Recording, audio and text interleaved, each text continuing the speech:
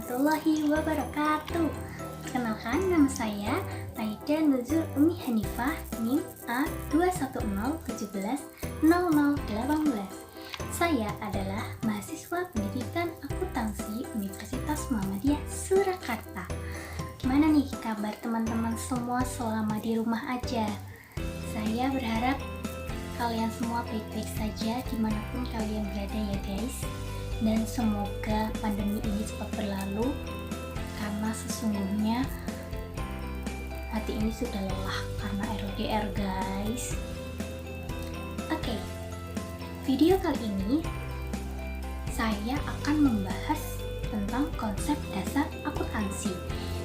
Sebenarnya kemarin saya telah menyinggung konsep dasar akuntansi ini dalam bentuk video scribe atau video sparkle. Nah, untuk lebih rincinya, untuk lebih jelasnya akan kita gali dalam video kali ini.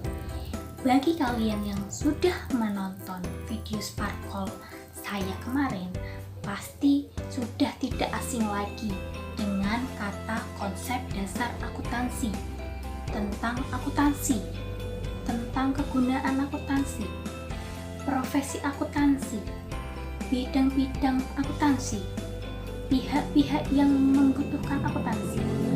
Kalian semua pasti sudah mengerti. Untuk lebih jelasnya, mari kita simak video berikut ini. Konsep dasar akuntansi. Langsung saja, akuntansi mungkin teman-teman tidak asing lagi dengan kata-kata akuntansi. Apa itu akuntansi? Ya, akuntansi sering disebut sebagai bahasa bisnis atau business language, yang lebih tepatnya sebagai bahasa pengambilan keputusan. Yang artinya itu adalah semakin tinggi seseorang dalam menguasai bahasa, maka akan semakin baik seseorang dalam menangani aspek keuangan sehari-hari. Lalu, apa saja kegunaan dari informasi akuntansi ini? Kegunaan informasi akuntansi ada dua. Yang pertama, membuat perencanaan yang efektif sekaligus mengadakan pengawasan serta pengambilan keputusan ekonomi yang tepat oleh manajemen. Kedua, pertanggungjawaban entitas kepada para investor, kreditor, pemerintah, dan sebagainya. Dilihat dari sudut pandang proses kegiatannya, bahwa akuntansi merupakan kegiatan yang kompleks, menyangkut berbagai macam kegiatan, sehingga pada dasarnya akuntansi harus pertama, mengidentifikasikan data mana yang berkaitan atau relevan dengan keputusan yang akan diambil. Kedua, memproses atau menganalisis data yang relevan. Ketiga, mengubah data menjadi informasi yang dapat digunakan dalam pengambilan keputusan. Selanjutnya adalah profesi akuntansi. Profesi akuntansi dibagi menjadi dua pihak. Yang pertama adalah pihak intern dan kedua adalah pihak publik. Lalu apa yang dimaksud dengan pihak intern dan pihak publik ini? Nah, untuk pihak intern adalah akuntansi yang berkaitan dengan seseorang yang bekerja dalam sebuah perusahaan. Sering disebut juga akuntansi swasta atau akuntansi manajemen.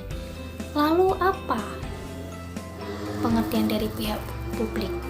Pihak publik ini adalah penyedia jasa bagi masyarakat, sehingga akuntansi publik ini akan memperoleh fee dari pengguna jasanya.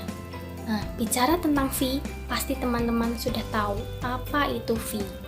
Fee adalah upah atau balas jasa berupa uang yang diberikan kepada memberi jasa. Selanjutnya adalah bidang-bidang akuntansi. Siapa saja bidang-bidang akuntansi ini? Yang pertama adalah akuntansi keuangan, yang terdiri dari pemilik perusahaan, pelanggan perusahaan, pemerintah, kreditor perusahaan, dan karyawan.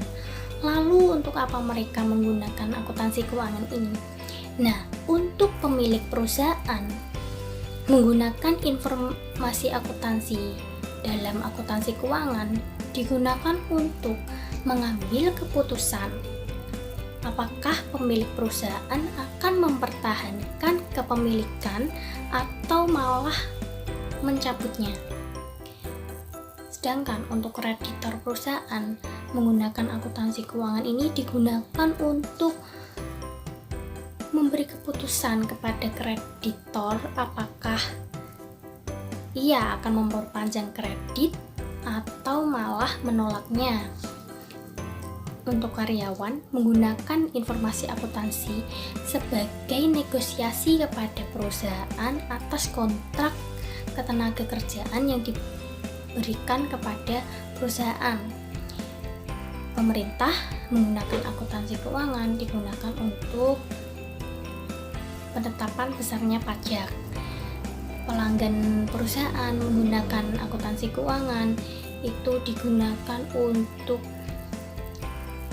yang berkaitan tentang kerjasama antara pelanggan perusahaan dan perusahaan.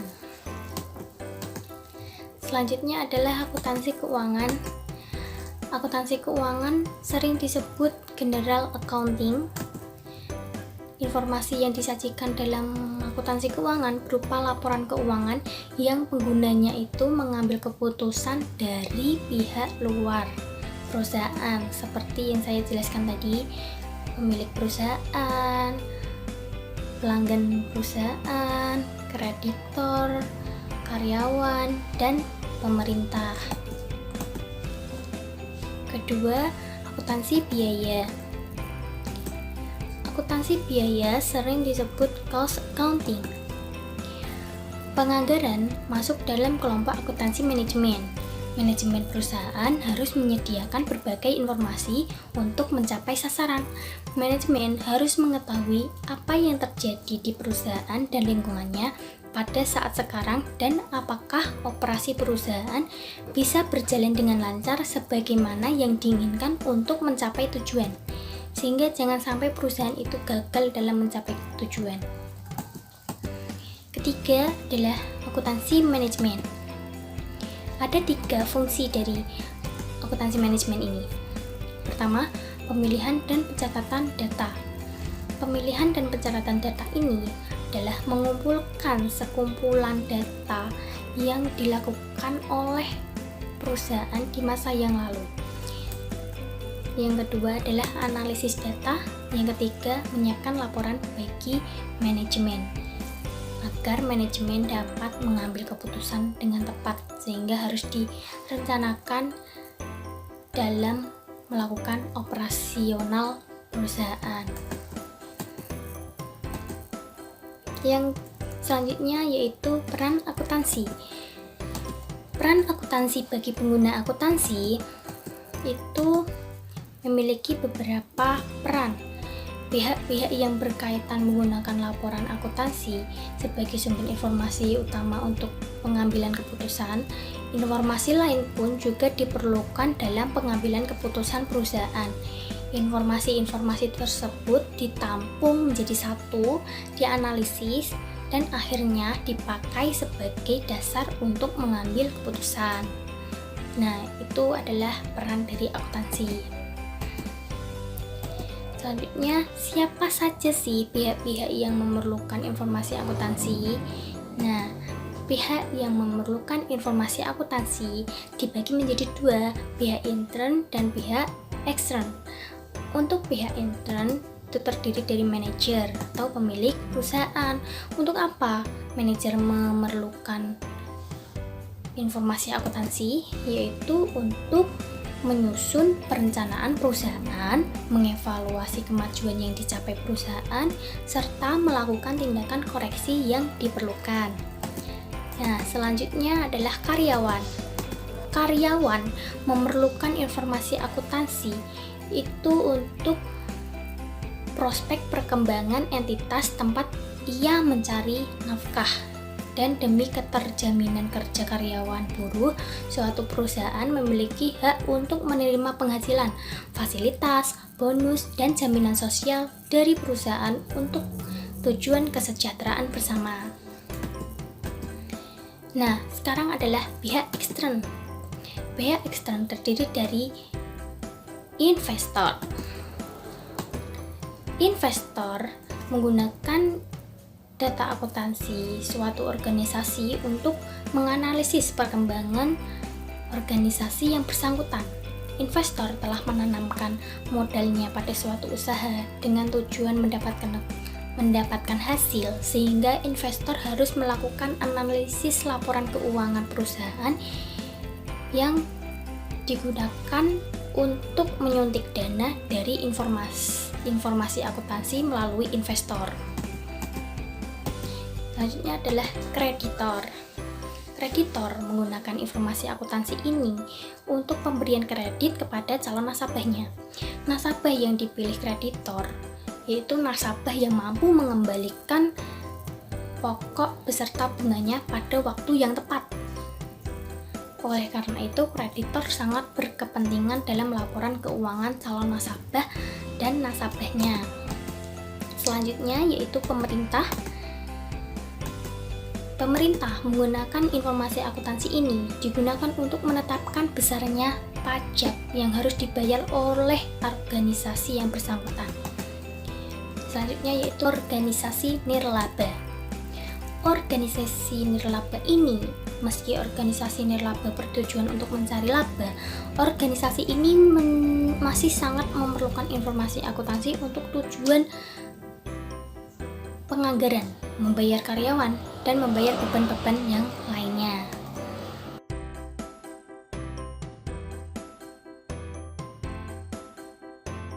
Nah, berikut adalah materi seputar konsep dasar akuntansi. Untuk teman-teman, jangan lewatkan vlog pembelajaran berikutnya di channel YouTube saya. Apabila kalian menyukai video saya, jangan lupa like, komen, share, dan subscribe. Terima kasih. Wassalamualaikum warahmatullahi wabarakatuh.